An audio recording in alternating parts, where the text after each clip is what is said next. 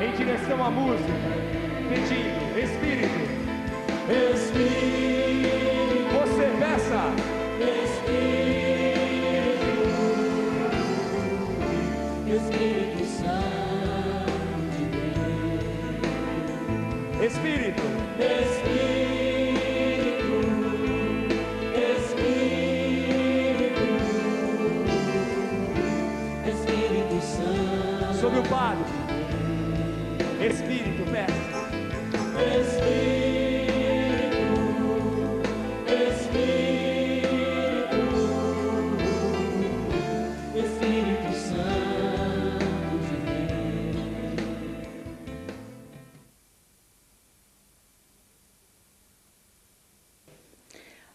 Hello, everybody. If you don't know me or you never saw me in a meeting, I am Vasula Ruden. I'm Greek Orthodox and I'm married to a Lutheran Swedish man. That's why I'm called Ruden. Now, I'm making this program because I've been asked from German people to produce this program with them. It's about the phenomenon that has been happening to me since 13 years.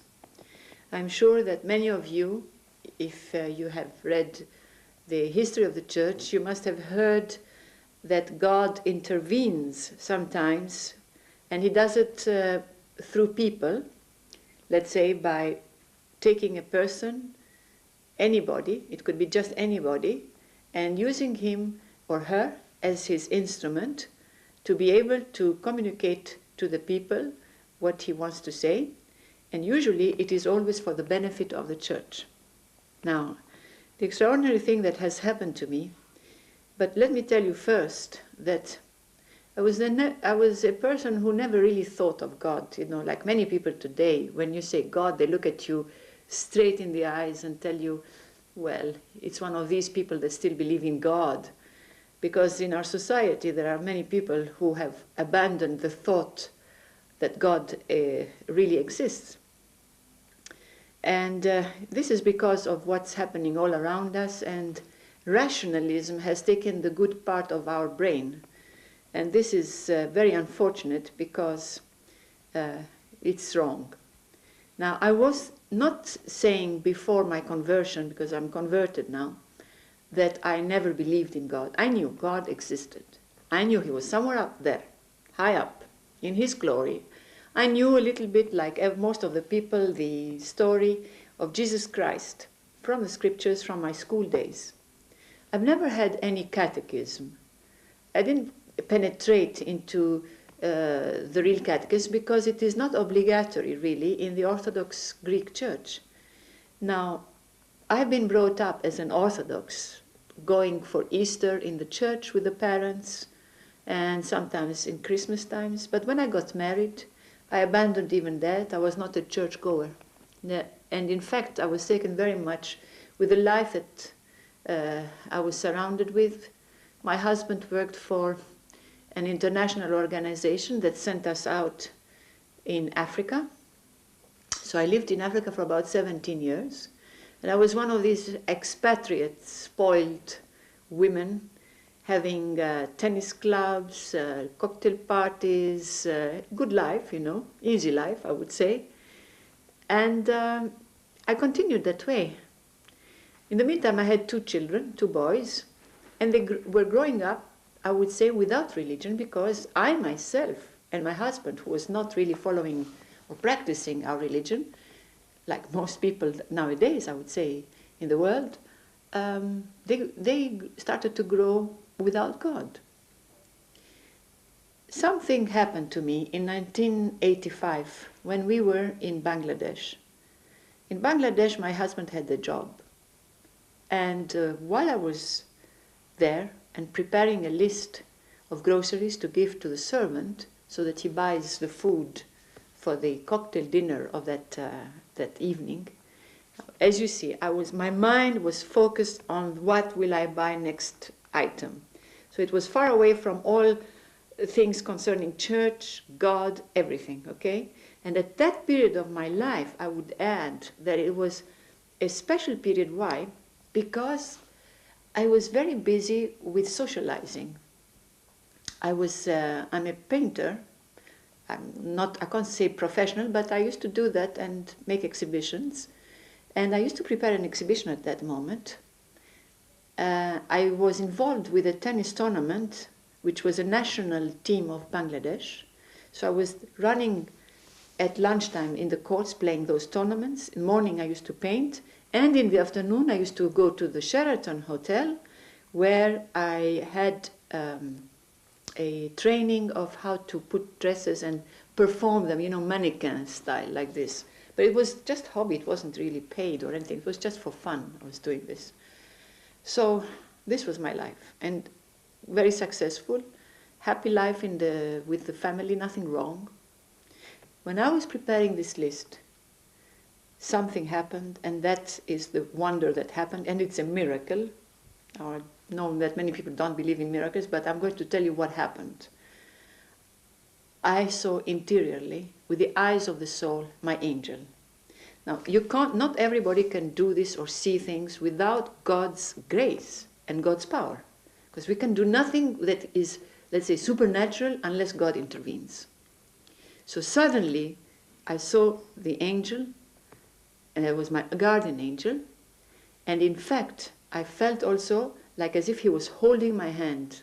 I didn't see physically that he was holding my hand, but my hand was like a grip took my hand, and while I was waiting to write the next item, he pushed my hand to write what he wanted to say, and in fact, I even heard him inside me. And he presented himself by saying, I am your guardian angel, Daniel. My name is Daniel. And I was fascinated.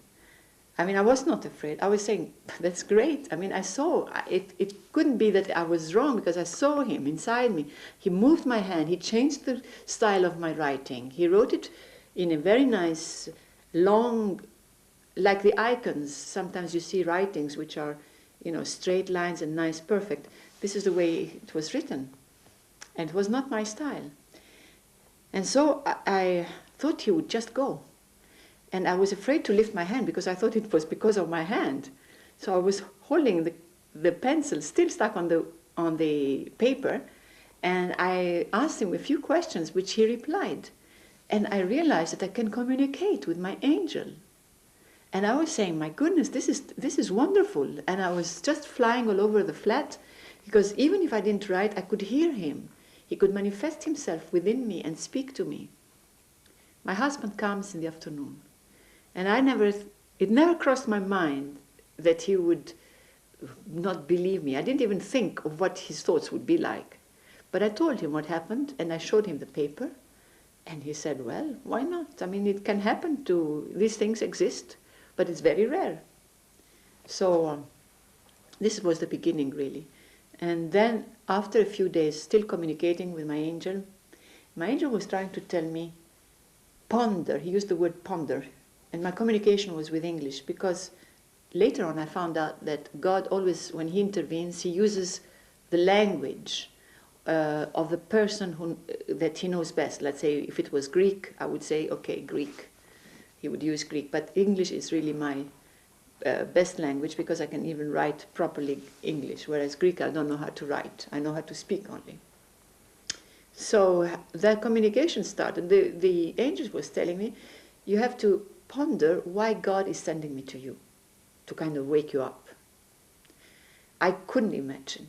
I mean, what's happening today after 13 years, not even, I can tell you, not even in my wildest dreams would I have imagined that God will call me, prepare me, train me, educate me, give me passages of scriptures to understand, and tell me what to do, and prepare me for a mission to go and Christianize, as he said, this world who has become unchristian. Bring them back to their senses, in other words. Well, it's not easy. Or I had gone through many, I would say, purifications, problems, disbelieving, people not believing.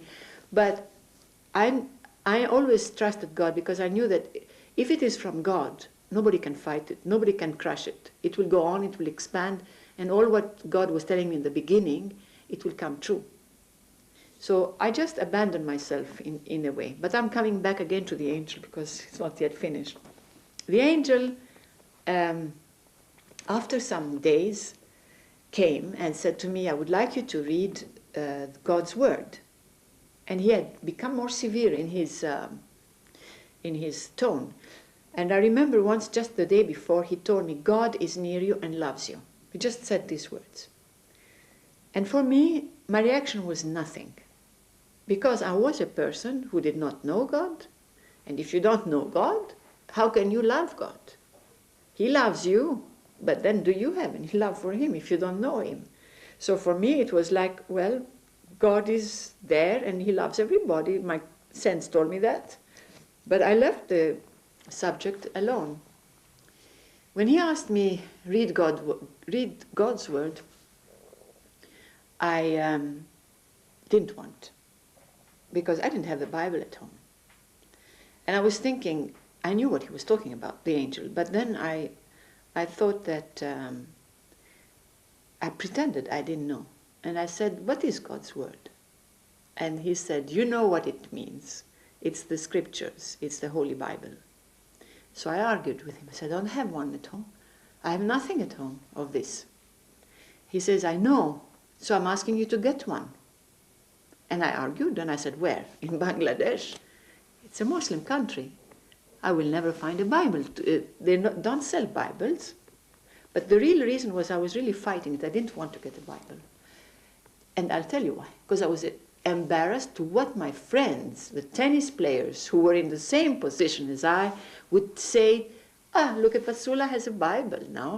First she had her tennis racket in her hand, now she has a Bible. What's wrong with her? And this is why I didn't want to get one. Now my angel said to me, go to the American school, you'll find a Bible there, and get it and read it. So when he precised where I can get the Bible, I got a bit afraid, and I thought, well, I better obey him. And so I went to the American school, and I found Bibles there. I took one, went home, and as he said, you must read. I opened, I didn't know where, how, just opened. And it was the Psalms. Now, English is not a problem for me, but when I read what I read, I didn't understand a thing, not even one word. And it was, I believe, that God wanted me to understand that I was blind, spiritually blind, and in the dark I couldn't see a thing. And immediately after that I closed the Bible, and the angel called me, and he said, I will show you what you have done in the past, and you offended God. How many things and how many times. So it was like bringing my old life back, like a film, like a slides coming in front of me, and he was showing all what I've done that offended God. But then I saw them not in the way we human beings see our things, our mistakes. I saw them the way God sees them. And I was shocked. I was shocked the way I offended God, the way I hurt some people, and it was such a shock for me that I started to weep because I really regretted. And I said, how could I have done this? I started to realize who is the real Vasula, not the one that I believed and people believe, but I saw my real self. And that was a grace given by God that I see my soul. He revealed my soul. And it was a purification because it was really burning like a fire from within. And I was weeping and hating myself, saying, how could I have done this? And this went on for days. It came to weeks, 3 weeks. So I was non-stop weeping and weeping and weeping, realizing how much I had offended God. And in the end, I just had to admit that I was the worst of the worst walking on this planet. And that was a real repentance from the heart. After that, immediately, the angel did not come, but it was God himself who appeared in the same way that the angel appeared. And it was not Jesus, but the Father, the Creator. Now, when he I didn't see him. I felt his presence. I heard his voice very distinctively inside me. And I felt his heart. He made me feel his heart, his way of, his approach, his thinking, the way he would approach me. And the minute I heard his voice, it was like someone, if you want, who falls into amnesia, a child that falls into amnesia, and then the father comes to this child trying to tell the child, look, I'm your father. You know, you belong to me, you come from my house, you are my child. This is the way I felt. When the father spoke to me, it was like as if I was waking up, as if I was dead and I was rising up again, as if I couldn't see and then I could see, as if I didn't hear all my life and then I could hear and recognize the Father, that I really come from him, and that the same for all of us. He made me realize with his words also that I belong to him alone and nobody else, not even to my Father on earth. Because he is the Creator, is my Father before my Father on earth. It's like if you want to exaggerate in words, I'm the bone of his bone, the flesh of his flesh. This is how I felt. And on the other hand also, I felt his warmth, his love, his such a paternal attitude, the whole thing, all this together in a few seconds. And I was so delighted, the Father coming and speaking to me. And he was so gentle, not, judge like that, very gentle. And when he said, I'm your Father, it sunk in me. You belong to me, you come from me, you descend from me, you are my seed, he said. And then there was no doubt in my soul that all my life I had gone completely wrong. And then I just couldn't believe that all these years had just passed by without realizing to whom I belong. And in the end, when he spoke and he said this, instead of saying, he said to me, I would like you to pray the Our Father to me. I'd like to hear this prayer said to me. And so when I started to remember this prayer that was from my school days, instead of saying to him first, yes, Lord, I'll pray that, I blurted out and I said, yes, Dad. I didn't mean to say that, but it just came out naturally. Because I felt him just like a dad. And I was afraid, of course, because the minute I didn't mean to say that. And I put quickly my hand on my mouth and I said, what have I said? This is the Creator speaking to me and I'm calling him Dad, not even Father. And then he immediately said, daughter, do not fear, for I have taken this word Dad in my hand like a jewel. And he made me understand that he really appreciated me, the intimacy. That's what he wanted. He wanted me to become intimate with him. And that's what he wants from everybody. That is why we don't know God and we have always a distance, because we are not intimate with him. And he broke this thing in a second between him and I. It was like a barrier that broke into pieces. And when I said to him the Our Father, I said to him the Our Father, he said to me that it was not well said, because I was saying it too fast. So I said it again, and he said, no, it's no good, say it again, because you are moving. So I said it again, and he didn't like it, and it went on the whole day. And then I was wondering, maybe our Father in heaven is trying to make me say all the Our Fathers that I haven't been saying all these years to catch up in one day. But the thing, it wasn't that. It was not said right. I said it in a way that I didn't make a picture, visualize him if you want, that he's here listening. And when I understood, and I said it to him, like meaning every word to him, like as if I was looking straight into his eyes and giving the whole prayer with love, then I knew that he was pleased, and he said, that's good, Ursula. Now that was the very, very beginning. I wanted to show you this because I will make other programs surely after that one with other subjects, but I wanted to talk about the approach of the Father, the beginning of this revelation that the Father, the Creator, he himself called to name it True Life in God. The subjects are many in this True Life in God.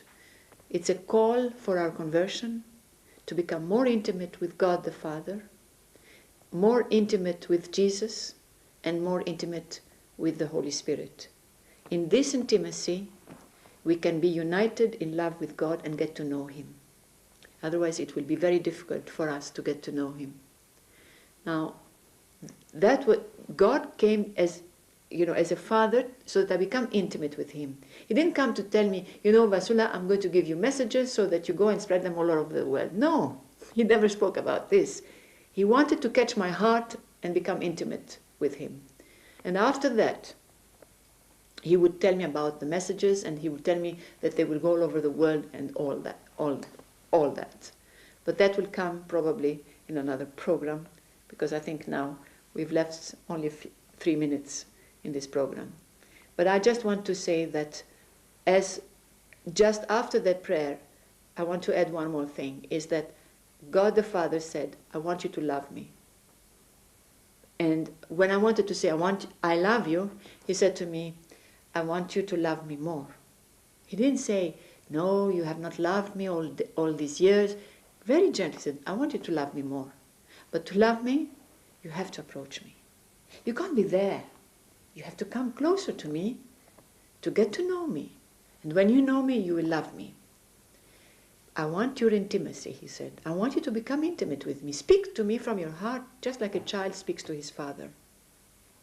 And after that, then never forget that I am holy.